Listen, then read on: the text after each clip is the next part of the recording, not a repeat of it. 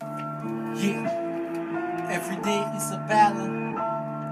SK's on the block. Sometimes. Well, this is SK. I'm holding it down in New York City right now. I'm in my studio, as you can see. Shout out to all the St. Lucian artists doing it big out there. Shout out to Quarter Bill G the Great. This is SK. Lucian Vybz. What you say? One love. Every day is a battle. Every day is a battle. Every day is a battle. How will I survive? Every day is a battle. Lucian Vybz, the Caribbean tidal wave, repping our cultural raves and our Creole heritage. So much swag, my people, yeah, you know it feels like advantage. Repping our rise and glide, yeah, I know you wanna see it. Come here, my girl, let me give you a little pick in it. Dance and sing as everybody come along and help me sing this one. Alright, so Massive and crew, welcome to another episode. It's Lucian Vybz in season 3, almost to the end of the season. But before we end the season, this is one of the episodes I've really been looking forward to. St. Lucia Fire Service. We're gonna check out the day-to-day runnings and what they do on a call and an accident or fire or something. Going to see what happens. So right now we're at the St. Lucia Fire Service and we're going to be speaking to one of the fire officials and he's going to be explaining what goes on. Hopefully they will strap me down in one of the things when, you know, if you're spine and strap me down and put oxygen on my face, and then as a fire official I want to put the hat and the boots and everything. Alright, so let's see how it's done. Let's go. When you have rights, you're the unito. You fall from a bike, you get the also. In a small biscuit, how much they have for? Le unia ganep yo shoot to umo. When you have rights, you're the unito. You fall from a bike, you get the also. In a small biscuit, how much they have for? Alcalenta to say bugla pa memo. You put it so black, uka kwese shebo. Now ka tell him jail, all he saying oh. Alright, so we're still taking a look at the operations of the fire service. Now, the gentleman is going to talk to us about the hands-on duties of the fire officer. First of all, tell us your name, sir. Yes, I'm Bernard John, acting station officer in charge of Castridge Fire Station. We have 2 shifts. That's 9 in the morning to 5 in the evening and 5 to 9. 8-hour shift in the daytime and 16-hour shift at night. First thing, yeah, graveyard shift, 16 hours. Usually, when we reach here, we have what we call a parade, like it's like a roll call. Yes, and on the parade, you are given your duties for the day on which appliance you are stationed and those things. After that, the parade is dismissed and check equipment and make sure everything is in place. If anything is missing or defective, they make a report. We have an engineering department. If the truck or anything is defective, we report it to them, and they take it from there. Then mostly we wait for calls and for emergency calls. First of all, we ensure that everything is in a state of preparedness, and then we stand by for calls. Alright, so we're talking about the appliances. How many ambulances, how many fire service appliances you have to deal with? At Castridge Fire Station, we run 2 ambulances. Although most times the manpower put constraints on us on what we can do and what we cannot do. We run 2 and we have 3 appliances, 3 fire appliances. That's what we run at Castridge Fire Station. This is a control room where all calls are received, where certain questions will be asked when you make a call. They will ask you where, when, what's the nature of the call, you know, and things like that to ascertain what manner of response that is required. Understand? This room is manned 24 hours a day. No matter when and how you call, you'll get somebody present. So once you dial 911, you'll get somebody answering that phone. Is there a usual wait time for after a call? I make that call. you find out what's the severity? Is there a usual wait time? Yes, I won't say there's we don't prioritize calls. Understand? We respond to whatever emergency we have. We make the best response that we can. But as you can see, we have certain constraints that we work on. There's a certain amount of ambulances, there's a certain amount of fire, and especially a season where we are bushfires. Understand? So I cannot guarantee that every time you call, an ambulance will be available. Understand? So, but we do respond to all calls we receive. We try and respond to all calls we receive. So from here, you get the call. After you ascertain the location, severity, whatnot, what happens then? Yeah, the men will be all over the place. They could be in the barrack, in the kitchen, in the office. So they will ring the bell. There's certain tones for each emergency. There's a straight long blast will be for a fire call, a house fire, a structural fire. Then 2 short blasts will be an ambulance, and different use of the bell, sounds of the bell will indicate what the emergency is. So I'm a fire officer. I'm somewhere around the place. I hear the 1 long or the 2 short bells. I just know that I have to start preparing. Yes, and you will know on which appliance you are detailed, and you will know if you are required to make a response on that emergency. Most they don't know what for. Moon just catch a moon, in other words more. Le unia gun if you shoot to umo. When you have rights, you the uni top. You fall from a bike, you get a old song. In a small biscuit, how much they have for? They say quarter, what you doing? Okay, alright, so yeah, you get a 911 call. I guess you suit up, check your equipment before in the morning. You bust it. Get to the scene, the accident scene. What kind of injuries would you normally see on an accident scene, and what you have to address these issues? Okay, well, it depends on the nature of the call. Because you could get either trauma or medical emergency. You understand? So if it's a trauma, in terms of an accident, first things you must determine if the number of patients you have, what type of accident it is, if it's a T-bone, if it's a head-on collision or whatever. That would determine if you need to call for additional assistance. You understand? But once you arrive on the scene, you survey your scene, make sure it's safe for you, because personal safety comes first.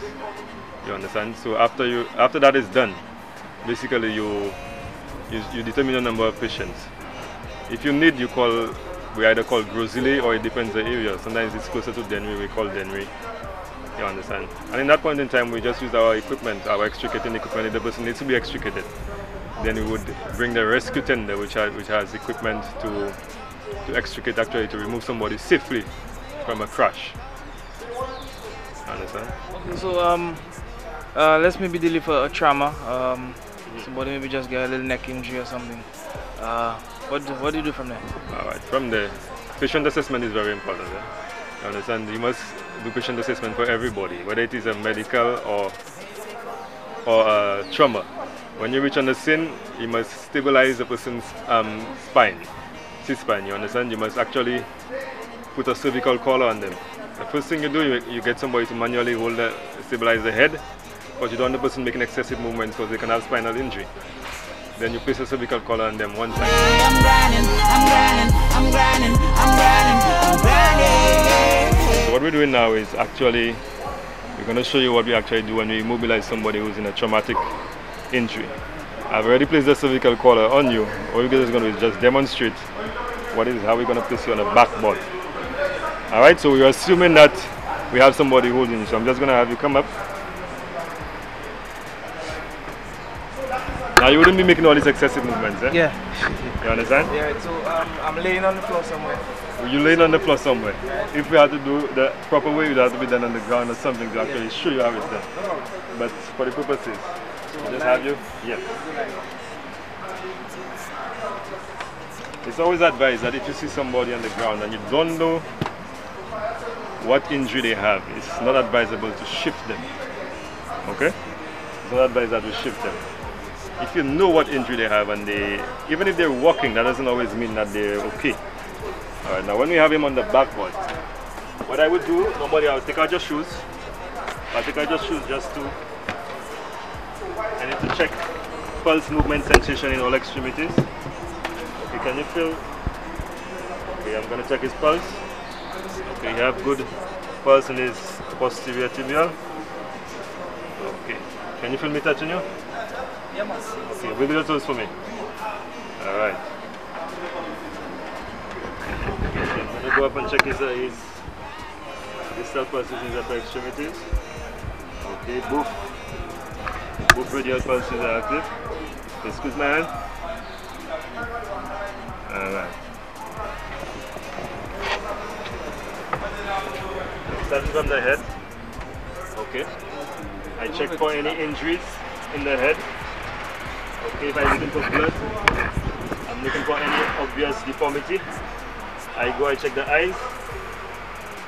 I look at it watch his pupils to see if it's dilated or constricted. I check his ears to see there is any cerebrospinal fluid or bleeding or anything. I check the mandible area, the nostrils, if there's any cerebrospinal fluid, the mouth, if there is anything coming out, no. Then you go, I check the carotid pulse. Okay, there's a strong carotid pulse. And I go down, I check the shoulders. If there is any pain, then I go, I check the chest. I'm looking for crepitus. Okay, it doesn't have.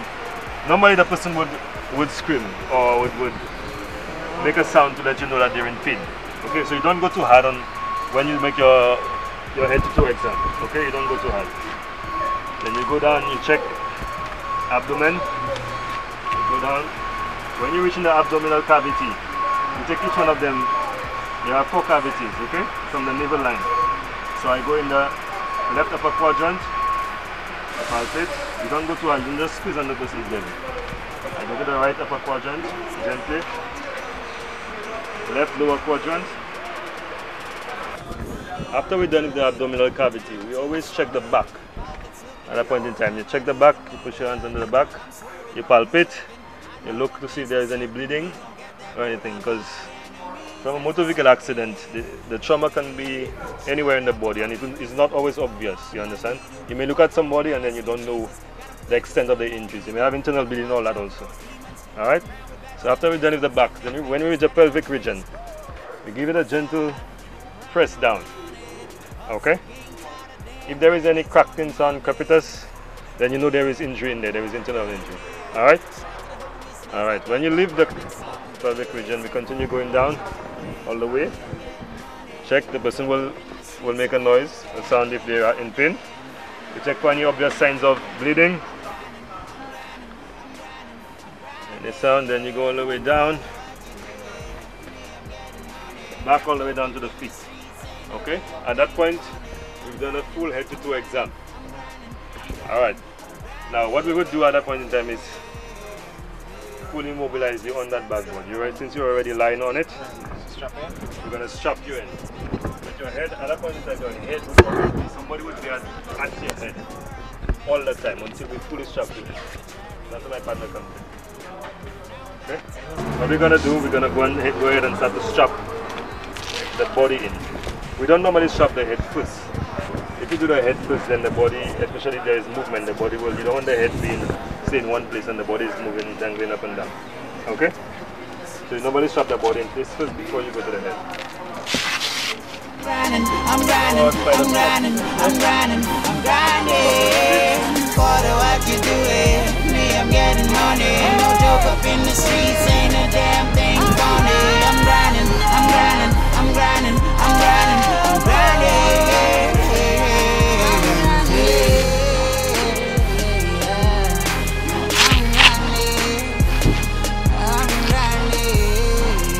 If the patient is a critical patient, you have to do that within 10 minutes. You need to get them out. Okay? You can see signs. If the person is not responding to you properly, you know you have to move really fast. Sometimes you get somebody who's there and the person is talking normally, breathing normally, but once you see a sign that the person is not breathing normally or the person is not speaking to you, you have to move quickly. You do a rapid this isn't a quick process. Now, in his case, we are assuming that he's conscious, he's alert, he's well oriented, you understand? So you take time to do that. But when you see the person is not responding, you do that as quickly as you can. Necessary, hear me. Shout out to my peoples who going hard like we do. Oh, oh, my sweet Jesus. Gotta protect us from all evil. Gotta watch out for those demons riding around with. Then we go to the head. We use these head blocks. At that point, put your hand around it and hold it on the head. Your hand back over there. Put that hand for me. Put it back over there. Alright.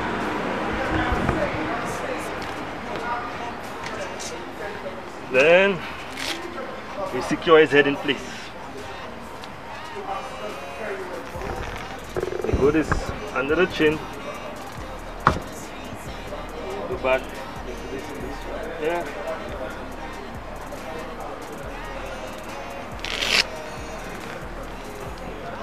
And there's this one here already. We go over the forehead.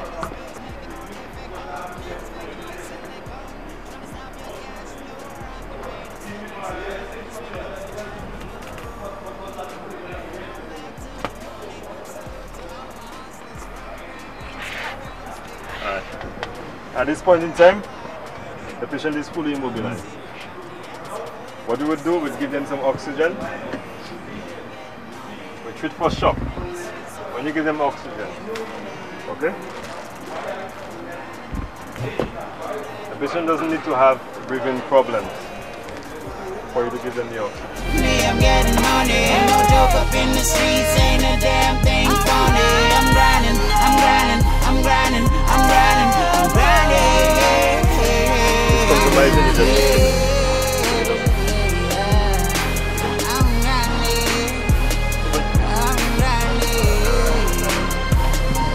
this would be a fully immobilized patient on the way to the hospital.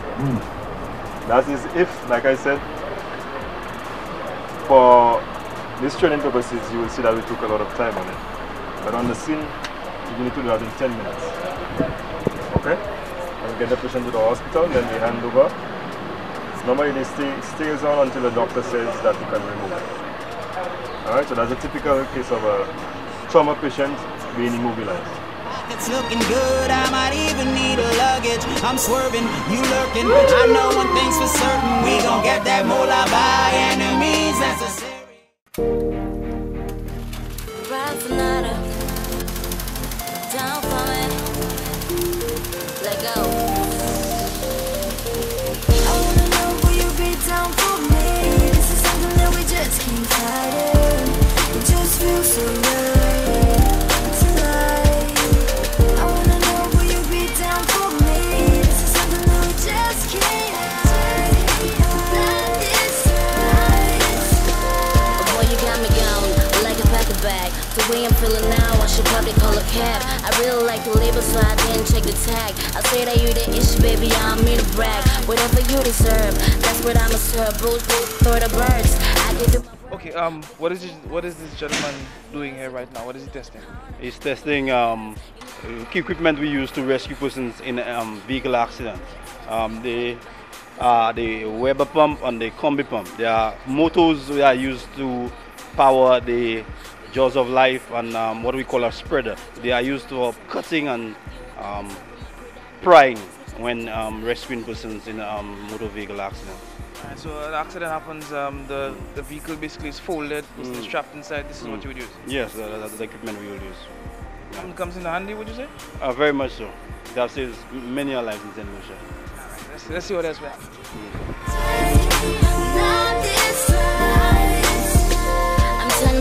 Yeah, that part of the appliance is called the appliance bay.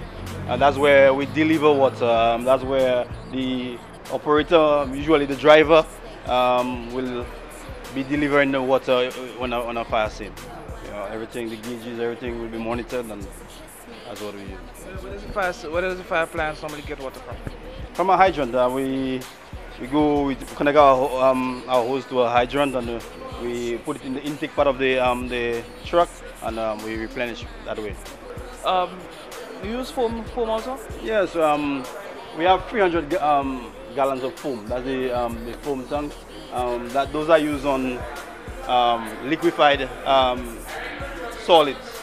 That's things that usually water will not extinguish fires of that nature. You know, so we use foams which form a blanket over it. Also, although the foam is also from cooling, what the water does to fire. It cools it, but sometimes water cooling is not enough. We need a foam for a blanket over it, and but most of our modern day appliances do come with foams. And the plant actually stores the foam. Yes, it has foam. Always have foam on it. How do you replenish the foam? Well, you'll have to take a can and go up on top of it and pour it in the tank. Okay, alright. Ride for nada. Down for me. Let go.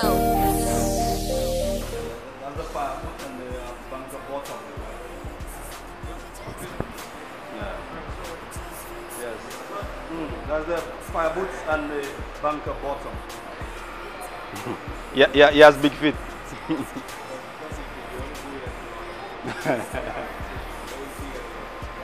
Yeah, usually because you don't want fire enter in your boots and you can't take it out, you know. Usually it's a size or two bigger than your normal shoes. But I'm a sir boost for the birds. I give you my word. We can do us. Never mind As a bunker top. the corner. Never mind the curves. You know I got my love for you. Psycho hots. Even if I play test, I'ma call you back. Cause you're the wrong one for her, but the right one for me. I treat you like a sign cause you're the right one for me. So random, but you handsome. And if you try and leave You sleep on it, right? Because you'll be, most of the times, if you're alone, you put like a backpack like that.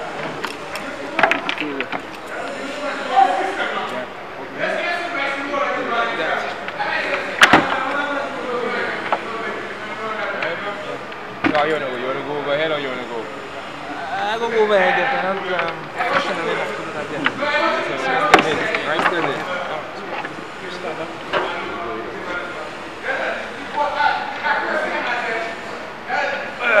While I leave school, so I put a bag on. Yeah, while I leave. Tighten up on the back or you want to tighten up? A little loose. So the tank has a lifespan? 45 minutes. Well, I would say 45 minutes. It depends on your physical ability. If you are your fit, your high endurance and those things, you may be able to get about 40 minutes. But if you're not fit, you can probably get about 25, 20 minutes. Wrist now. On the wrist. Just push it in like that. You tighten it as much as you want. Yeah. Alright. For the face mask, we have two ways. If you want to just breathe in the air on you, you clip it here and you push this. So you're not going to be using the air in your tank. Okay. You breathe in. I'm going to allow you to just breathe the air on you, alright? Alright, so you start with your chin straps, pull it. This one. Make sure you're on the air before you choke him there because he's not used to it. He's on the air? Yeah. Oh, okay. Alright, so you need to make sure you get a seal in there, alright? Okay. Just to make sure you get a seal. Good.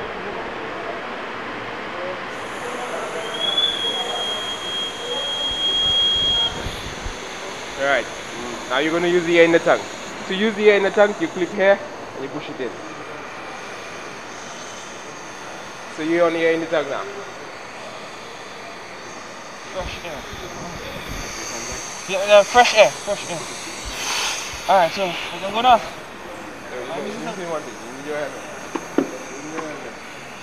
That's a big ball helmet, right? 640 helmet, you know? Some real big balls, so like. Now, they're not comfortable at all. It's not comfortable? No, they're not comfortable. It's not comfortable. So you have to be a real boss. It was not meant for comfort, it was meant for survival. So I'm feeling like in that I have to save myself. After a while, you get used to it. So I put it Stop down. moving for a while. Now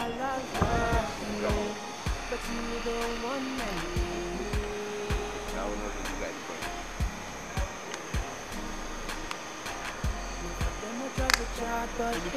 Yeah, if you stay motionless for 16 seconds or so, you start sounding a deafening noise. So persons a few hundred yards away. Something is wrong with you. So I had to come to find you now. I will rescue you now. So I just manually set it up. Yeah, manually. Stop moving, just stationary. Before I go into a building house, Yeah. Yes, you had a ticket. And Before you enter, that is removed. Right. So that stays with the officer in charge outside. Understand? And on that you will have the amount of air you went in, the time you went in. Alright, so I Duration know. and those things. So I know what time you had to come out. I will tell you that. I just pick it up. And you have your gauge right there. You have your gauge right there. So you know how much air you have. So you almost have done already. Alright, so as you saw, this is what goes on at the St. Lucia Fire Service on a day-to-day basis. So when you dial that 911 number, give your report, take your location, they get ready, jump in the vehicles and bus it to you. This is what happens. Alright, so whenever you do that, you bear a little patience, because as you can see, it is tasking. I put that suit on me there and I have big respect for them fellas, because you see them kind of thing them fellas have to be doing there on a scene when things happen. Woo! It's a lot of work. You may not see it, hopefully you saw it, but it's a lot of work. Alright, so big respect to the St. Lucia Fire Service. All the best in doing what you do. Look like you have a lot of professionals working with you there. Alright, so again, this was another episode. I'm your co-host Lep Shizzle. Big up to hosts Amanda and Finesse. Until next time, check us out. Facebook, Lucian Vybz. YouTube, Lucian Vybz. Gmail, lucianvybz@gmail.com. Alright, I'm your boy Lep Shizzle, and we're out.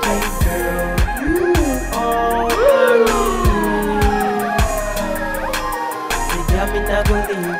Yeah, me not gonna leave. Yeah, me not gonna leave. Cause you me I set up.